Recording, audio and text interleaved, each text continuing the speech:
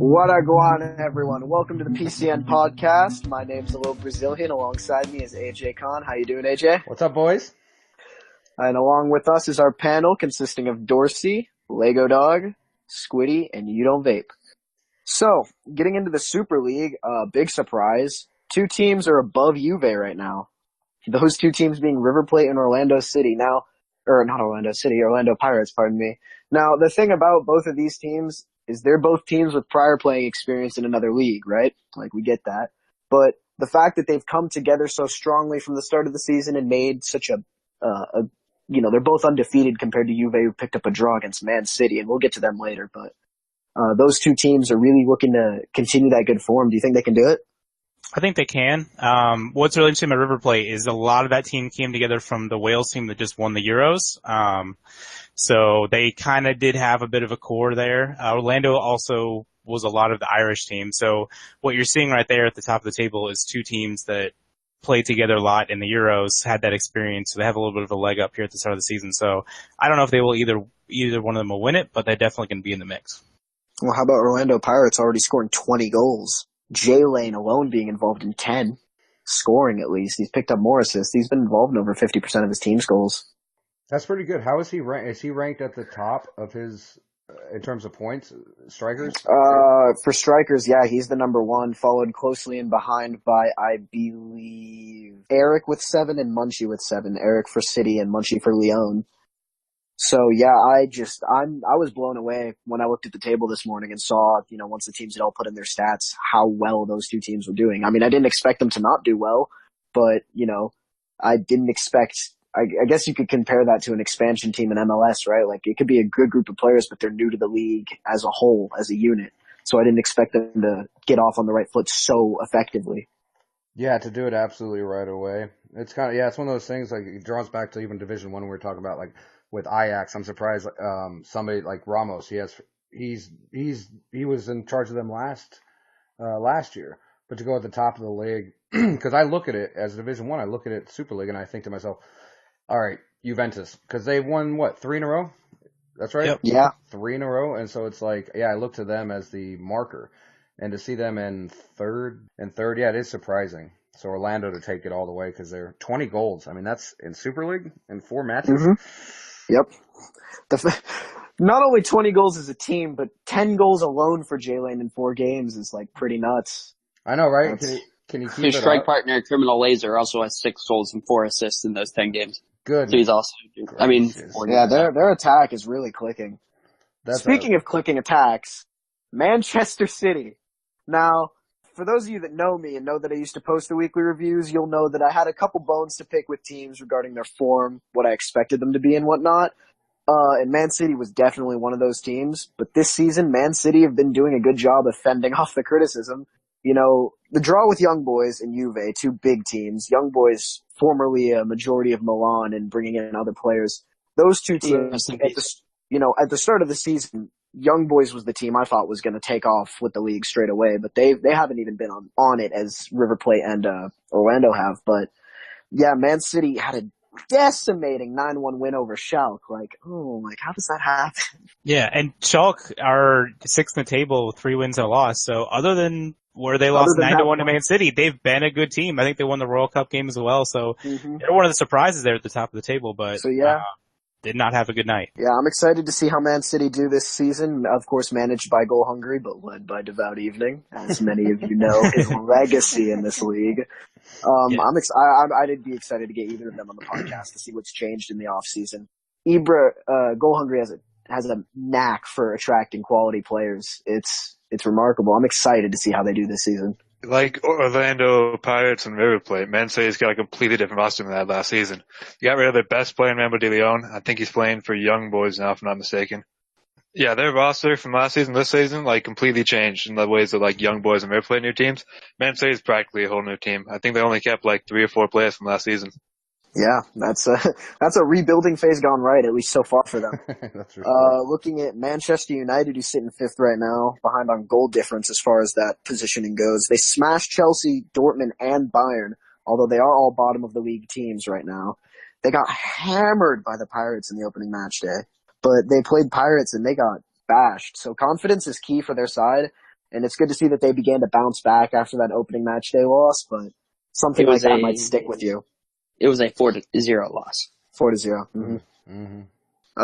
Moving on, some of the mid-table highlights. Young Boys have got the slow and steady game going right now. Hopefully they can kick it into overdrive as the season progresses, but kind of like a positives to take, but more to work with for their side. New York. What's their record looking like, Brazilian? Young Boys? Yeah. Oh gosh. They're 2-1-1. They get 7 points. I think after the preseason cup win, and considering that they're like Brazilian said, it's a lot of the Milan team from the past 3 seasons, which finished second to Juve all those seasons. I think that's the team we expect to move up the table as the season goes along. Okay, yeah, we'll look for that. Yeah, if you look at the teams they dropped points to, they only dropped points to Pirates and City, so it's not like they had too bad. Right. It's not like they had a bad loss in a draw. Yeah. Some of the teams that caught my eye were Liverpool, New York, and Atlanta. They've all had very strong starts to this season after being promoted. I was very impressed by the way that they've been able to come together. And I know Atlanta has. So with all that intimacy between some of the players in Atlanta, was there a manager shift and a team change? Because I didn't keep up fully with that situation. Yeah, so the team that was Schalke last season that I think finished 11th or 12th, after they got promoted, they moved over to Atlanta United. So that's right. It is a relatively, it's not the same Atlanta from last season, but it is a relatively newer team to Superleague. But they are 9th, New York City are 10th, and Liverpool 11th. I think all 3 teams would probably be happy to be there at the end of the season. Yeah, for sure. Finally, and this is a touching topic for some of our long timers, the great Milan migration. The club itself, Milan, have a very storied history in PCN with being producing some of the best results, always keeping up with Juve. Now, I'm not talking specifically about the players that make up the team. I'm just referring to the club as a whole. The club has gained a serious notoriety because of how well they've been doing. And at the moment, it's a shell of its former self. They're sitting in 16th with no wins, and it's sad to see the new tenants struggling to maintain the reputation of that club. It's big shoes to fill. How are they looking going forward? Going forward, there's obviously always room for improvement, and I think any team that's in this league, no matter how new they are, no matter how long they've been in here, know that there's always something to be done, always something they can improve on. So going forward, I think the Milan team's obviously capable of picking up points. They just had a rough start. Oh yeah, for sure. They have some really good players on that team, like Tebow, Rusty, Austin. I mean, they have some very great players from other leagues, but they just haven't been able to get it going, get used to the league itself, and they've kind of suffered through that. What I find shocking is Milan, the Community Shield, actually beat Juve 3-2 over both legs. So going into the season after that Community Shield, Milan was looking really good, but so far this season they've just not done what they want to do. And then finally, before we move on to some of the key player discussions, which we've already kind of been engaging in, we want to talk about the bottom 3. So the relegation zone currently consists of Chelsea, Dortmund, and Tottenham. 2 of those teams I didn't really expect to see there, honestly. After narrowly avoiding relegation last season, though, Tottenham have jumped straight back into the mixer of fighting for survival. These teams have all picked up no points thus far and have max scored a goal per game. Some drastic shifts need to be made because, while form at the start of the season isn't indicative of how a team will finish, confidence can be. And confidence that when you start off like that in a season, your confidence can go. It's happened to me. It's happened to people I've played with. It's not a fun position to be in a competitive league like this. Yeah, 0-4 with a negative 12 goal difference as Dortmund and Spurs have is not. It's not a great way to start the season, especially if new players who are new to the league after the first week. They might want to stop showing up. They might want to move teams. That comes down to the managers and how they can control their players and hopefully get them to keep going. 2 teams off the start, which are pretty surprising to be close, are the aforementioned AC Milan and Bayern Munich, which is managed by the owner of PCN, Ricky. The Ricky. It is that kind of surprising that both of those teams are pretty low. But, I mean, as the season goes on, I'm pretty sure they will advance out and push forward up the table. I think, when the chemistry's not there straight away, it'll form. And, no matter if the team was put together before the season and they had done a lot of training beforehand or put together right at the start, there will always be that same issue of, friendlying is one thing, but getting into that league setting, there's just something different about the atmosphere. Yeah, that's for sure. I agree with that, man. You're absolutely right. Player touches before we move on to D1. We've already covered the top scorers, but some of the top assisters, Vape mentioned Orlando's Criminal Laser. He's on 5 assists right now. River Plate's Kessie is sitting on 4, and Orlando's Sol Wallison is on 4 assists, and that's not even the last we'll see of him in the top 3 for these categories. Dortmund's J Rose sitting on 15 interceptions, which is a pretty good start. PSG's Spicy Chorizo on 13, and Orlando's Jay's Ways on 13 interceptions. Finally, the last one, key passes. Atlanta's Fizzy repping 12 key passes already. Sol Wallison back in the mix with 9, and Swifties from Man U with 9 as well. AJ, you want to take over for this D1 conversation? I am. I'm somewhat at a disadvantage. I don't have any guys that play in D1 here, but I've tried to keep up with it as best I can. Our current standings, guys, we actually have we had a 4-way tie at the top, with Ajax, Inter Milan, Napoli, everybody knows I play for Napoli, and Zenit, but everybody at 10 points. And one interesting thing, and I can't remember who pointed it out, but Ramos, is leading that team. And who was it that mentioned to me that Ramos managed them last year and they were at the bottom, close to the bottom of the table, right? Who was it? That was me. Dorsey, So they're to me, they're the story of the season right now for either league. Mm-hmm. So last season, Ajax, it was pretty much the same team. They were at the bottom of the table most of the season. They conceded 88 goals. They eventually finished 14th. They had a 13-2 loss. So many teams like that would have folded last season during the season, but they didn't. They kept going. They got better throughout the offseason, and now they're showing you what happens when you stick together, when you have a core group of guys that you believe in, and right now they're top of the table. And I, for one, hope they at least, even if they don't stay at the top, I hope they stay in the mix all season, have a chance at promotion. That would just be really cool to see. Yeah, I agree, man. It really would. I got to say that with Napoli, Ajax, we played them more than just about anything, and I've done quite a few interviews with them because they're always tough competition. And I actually got a quote from Ramos in the first after Sunday, and he said, I said, how do you feel about the team? And he goes, I feel like they have a really good shot to pull through. If it won't be easy, but with the work we've put in, we feel like we're ready for the task, which is pretty indicative because we defaulted our first game as Napoli. We played our second one. And I was pretty happy. We won 6-2. But I go over and I look at the board and I see Ajax there at 9-1. They waxed the LA Galaxy 9-1, which is no shame to them because I've actually been in touch with them. And I want to give a shout out, and I'm sure you guys feel the same way with the league. I want to give a shout out to the teams like the LA Galaxy. They're at the bottom of the table right now. But Bruvac, who's their manager, he has played every game and he's put a team together and he's trying to put a team together. And I think you guys understand what that's like when you're first starting out, especially in Division 1. We're trying to make it more reputable. We're trying to make it more accountable. And it's hard to put a team together. And so it's one of those teams that I know the way he talks and what he's trying to do, that I think that team will pull through, ultimately. I really do. I think they'll be good. And I think every team worries about that when you get in a slump. But that's our standing so far. It's been a shootout.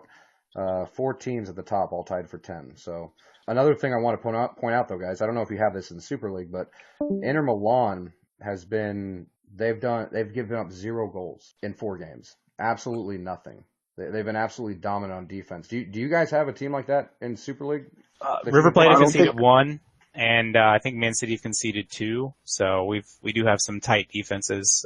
Scoring is important, but if you can hold your opponent to 0 or 1 goals every game, you're going to be there at the end of the season. Yeah, that's what Definitely. I feel like. And the strange thing is I have actually not talked to Inter, so Inter manager, get out to me. And then Zenit, I actually don't know anything about either.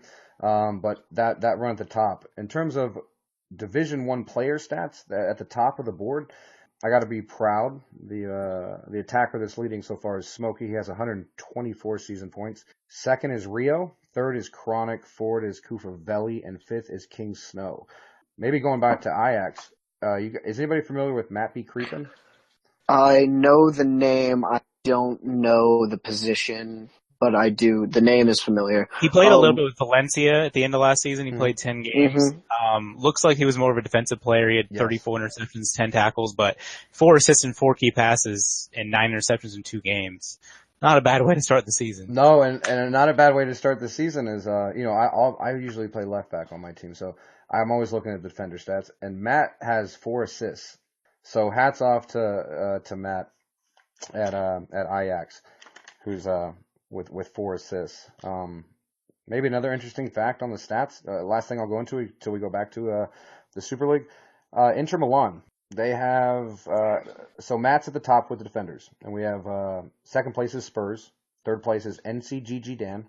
Fourth place is Marksman. They all play for Inter Milan.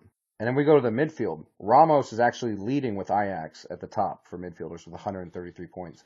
But Jamie, Taki, and Vinzetti, they also all play for Inter Milan. So Inter Milan has the second, third, and fourth top-ranked defenders and second, third, and fourth top-ranked midfielders. I find that rather impressive, yeah? What I find impressive with Milan is, if I'm correct, I don't think they've allowed a goal in league this season. That's Nope. 4 clean sheets to start off the year for them. Clean sheets. Yes, sir. Yeah, it's rather... Whether you're in D1 or Superleague, 4 clean sheets in a row. Exactly, man. It's rather disturbing, isn't it? Hats off to their defense and their midfield. They're playing out of their minds on the defensive end. Completely, man. I don't think they're going to be able to keep that pace up for the season, but I mean, right now they're looking like one of the best defensive teams in D1. Maybe all of PCN if they're able to prove it in the World Cup. I know, man. That's like we're changing our strategy at least to when we play them. I'll tell you guys that as that little hint at what we're gonna do when we play them. The last thing I got, guys, FC Porto. Want to give a shout out to Stride as a manager, giving a little interview, playing well. He's got a brand new team. He had to put it together 12 hours before the kickoff. So he's recruited dedicated players. So anybody, STRYDE. I don't know if that's right. That might be. Yeah. So Stride is actually a longtime PCN veteran. I think he came in season 2 or season 3. He's won a couple Super Cups. He used to be on a couple Milan teams. Hasn't been around the last 2 seasons a bit much, but he's got a core group of guys that he plays with a lot, and they are back, and they're, I think it'll take them some time to get going. I don't think they have a full defense and everything filtered out yet, but I think a couple teams to watch from D1 throughout the season are going to be Porto, Bayer Leverkusen, and Club America. They're all mid-table right now, but I think all 3 of those teams are really solid, and I would expect them to start getting up the table quick. Yeah, exactly. Yeah, you said Porto did their business in about 12 hours before. I'd say 6 points is a pretty good return for having a team put together in 12 hours. Yeah, I would completely agree. I was looking at this, and they have a pretty good, that's pretty amazing. I'm familiar with that just with my background, but yeah, that's pretty good. So guys, anybody who's looking for a team, you happen to come across this, FC Porto, it looks like you probably will have a good manager there. So give him a shout out. Right now, we're going to go ahead and we're going to go to our interview with our fearless leader, Ricky Royal, the founder of PCN. And we're just going to kind of pick his brain as to 1,000 different questions. But we'll go ahead and go there right now. Hey, what's up, boys? Welcome to the first ever PCN Podcast interview. And of course, it'll only be appropriate that we're interviewing our leader, Ricky Royal, the founder of the league. Ricky, how you feeling today, buddy? I'm feeling airy. What a going, people? So yeah, Ricky, I haven't been in the league too long. I'm new. There's some people that have been in the league since the beginning. And I remember for my first interview, when you interviewed me to be a manager, I felt like I actually interviewed you in a way because I had questions. I know that me personally, I always wanted to start a league, because I wanted something more than clubs. And, but the work that went into doing something like that, man, was just, that's a lot of work. And so I guess my first question, which I asked you before, is how did you get into just clubs and then a league outside of just what's on the actual game? Well, to start out, I've always been a PC gamer, and luckily someone sold me an Xbox. Upon purchasing that Xbox, I have always been a fan of pro clubs on PC, so I decided to transition over to Xbox. My first official league was with VFL. I was the manager of VFL Seattle Sounders when VFL was trying to do a MLS league. Mm-hmm. That's where I met Dorsey, Free Kicker, Turkey Boy, Spicy, and a lot of these players that are day one with me. The VFL MLS was not taken too serious by the UK players, and they got disbanded. We went on another season to try to do another season where we were at Portugal League, but that didn't turn out properly. So us playing together on VFL, we built a friendship, and they just decided to me, I'm just going to create my own league. I heard they have Pro Club Nation. Pro Club Nation was meant to be a hub to find players because, there's no players on PC. Right. So I created Pro Club Nation as a hub to find players to play with myself on PC. Then I decided I wanted to convert it to a league. So we just convert it there. That must have been a lot of work though, right? I mean, yeah, it took me 1 week to create the website, to be honest, night and day, because I met this group of people that have a same passion to play pro clubs, and I couldn't let them down, and we wanted to keep that unity, friendship. Mm-hmm. So I decided to turn it over, my website, into a league. So that's that all. has to feel pretty good though, right, Ricky? Because we're in season 8. And so that kind of like brings me to my next topic point. What do you have a favorite season so far? To be honest, it might sound weird, but I think this season is gonna be my favorite season. So because we have increased Super League we started out PCN with 10 teams with 2 players maximum, no goalkeeper. You understand what I mean? So to from 10 teams with 2 players to now requiring like having 11 players in Super League with 20 teams. We have more complex advanced rules. We have a Division 1 with 16 teams. I've said this season is going to be my best season to date. I like that, man. But I will never forget season 1 because that's where we started from. Yeah, right. You got to feel good that at season 1 you didn't know if it was going to stick. And now you're in And if a lot of people don't know, the first kickoff of PCN was July the 16th, 2016. There you go. We need to make it a national RickyRoyal holiday. That's what I feel like. I have something special I want to do on that day. Well, what? As a commemoration for the players I've been here with from day one. So you guys will keep it posted on the forum on July the 16th this year. So something's going to come out on July the 16th for the... Yes. All right. On PCN birthday, if you can put it like that. This is true. Yeah. Okay. All right. It kind of brings me to the last one. So you see where we've come, or where the league has come since season 1, and what the work that's put in with all the admins, all the staff, and shout out to everybody that looks at the stats and does all the work. It's a lot of work. I know that. But where do you see the league? If you could predict it, where would you like it to be by FIFA? 20. Let's say not the one that's coming out, but the next one. Where would you like PCN to be? Well, I like PCN to grow where we have more division, but I hope by then EA will have something for us where that will tailor into esports. You understand? Let people this is a platform where people can go over into esports and make it a profession to be a pro clubs player, get earnings and sponsorship. That's where I see PCN going, being a foot pedal or a stepping stone for esports. It is definitely going that way. I mean, that's just me talking personally because, I know when I watch ESPN, I've seen NBA 2K18, I think it is, challenge for $100,000 reward. The Madden, challenge for $100,000, and then esports. If you have an ESPN app, esports is becoming.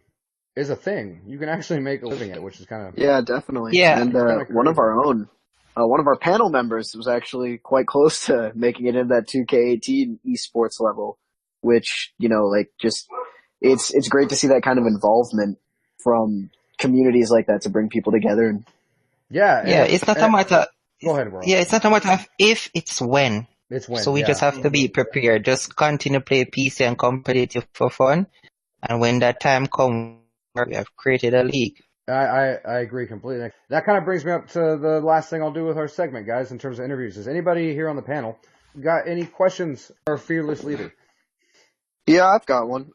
Ricky, you were talking about your enjoyment of, when he asked you what season was your favorite, that gave me an idea for a question of, great teams have come and gone throughout PCN, but what was the best super team to grace PCN? And that term gets thrown around a lot in our league.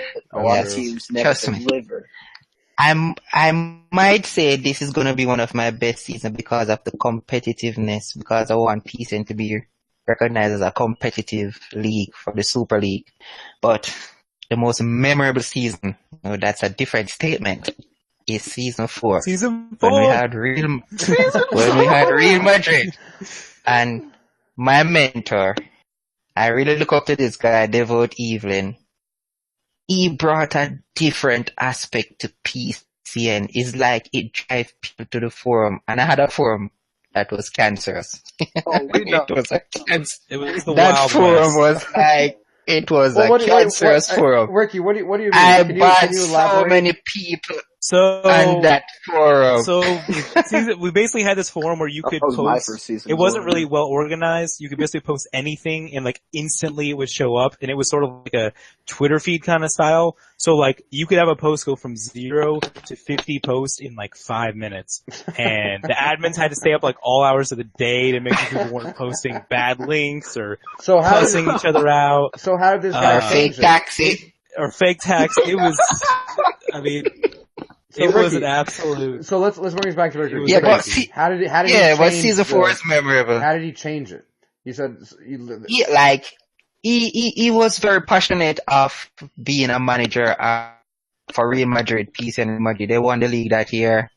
He was very passionate. It's like after every game, he will make a post talking about the performance of it. He will do his own Real Madrid review of his players. Nice. He will talk about partnership. He will loan out players to other team and he will mention their partnership with other teams.